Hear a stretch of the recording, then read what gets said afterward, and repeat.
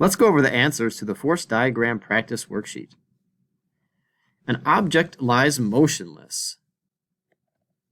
So the box is on a surface, so we have a normal force acting perpendicular to the surface, and we always have the force of gravity acting straight down. It says write the force equation. Well, this is balanced forces because the object is at rest.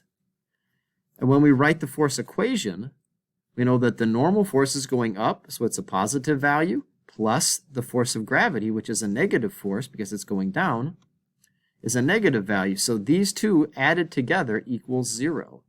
In fact, every time there's a balanced force, the sum is 0. An object slides at constant speed without friction. So this box is moving, but nobody's pushing it, so the only forces we have are the normal force because it's on a surface and the force of gravity going straight down. So again, it's moving at constant velocity, and that's an example of balanced forces. The force equation says, well, the force that's going up added to the force that's going down, and remember this is negative because it's going down, equals 0. An object slows due to friction. So now we've introduced the force of friction. This should be straight out. It goes a little down. It shouldn't do that. It should be straight out to the left because the force of friction acts in the direction opposite motion. The box is moving to the right, so the force of friction is moving to the left. This is an example of unbalanced forces because the box is slowing down. If this box slides without friction, it will begin to speed up. That's an unbalanced force. Now notice how we've drawn the normal force. Normal force doesn't go straight up, it goes perpendicular to the surface, so it's going up and to the right. Friction prevents an object from sliding, so friction is holding this in place. Remember, the force of friction acts in the direction opposite motion or the direction opposite intended motion. So this box seems like it's going to slide down and to the right, so the force of friction is up and to the left. Notice the normal force is not straight up, but rather perpendicular to the surface that the box is sitting on. This box is also at rest, so it's balanced forces, so we can write a force diagram for that. The force of tension going up is positive. The force of gravity going down is negative. So you add those two together and it should come out to 0. Because it's balanced forces. Notice the force of tension acts the same direction as the rope. Here we have two forces of tension. So we call it Ft1 and Ft2, and they're going along the same direction as the rope. And this box is at rest, so it's balanced forces. Here we have two ropes again. I've decided to call this one that goes to the right Ft1, and this one that goes up at an angle I've called Ft2. This box is motionless, or at rest, or stopped, so that's balanced forces. Here we go, balanced forces again. The object is motionless, so the force of tension acts along the direction of the rope. Notice that. The normal force, again, is not going straight up, it's going up and to the right. That's because the normal force always acts perpendicular to the surface. Here we have two surfaces. This surface, this surface here is what I call this.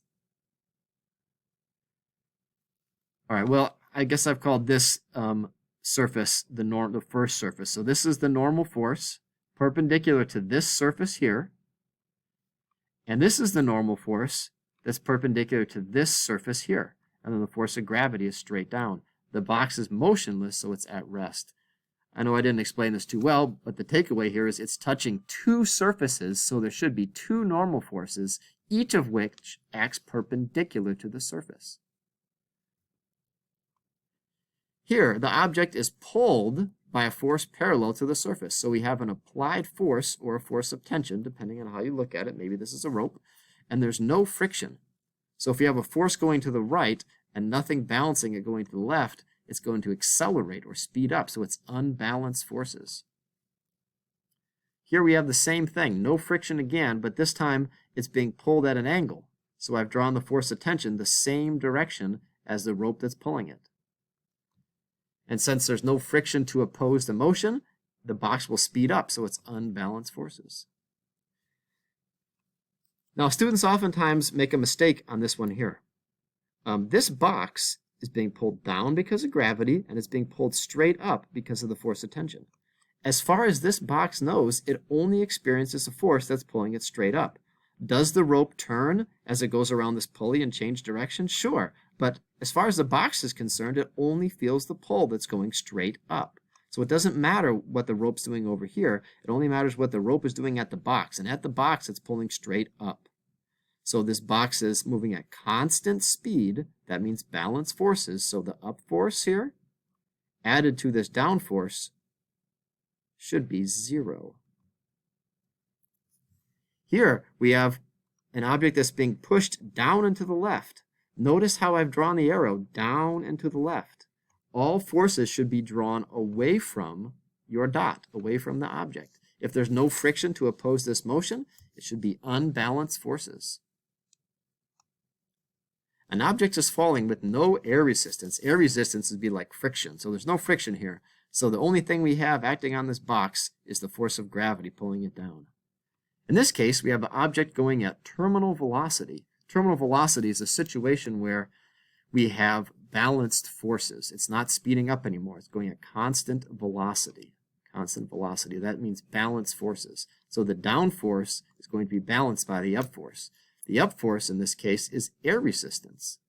The force of air resistance, or we can think about air resistance being friction because it acts in the direction opposite motion. But either way, the force of friction, which is acting up, added to the force of friction, which is going down, should be 0 because it's balanced forces. A ball is rising in a parabolic trajectory. So did somebody throw this ball at some point? Yeah, probably so, but we're not interested in that. We're only interested in what forces are acting on the ball right now. And right now, the only force is the force of gravity acting down. So this is unbalanced forces. You can see there's nothing balancing out this force of gravity here. Now we have the ball at the top of its trajectory, but the same thing is true. This is a projectile. We learned about projectiles, and projectiles are objects where the only force acting on them is gravity.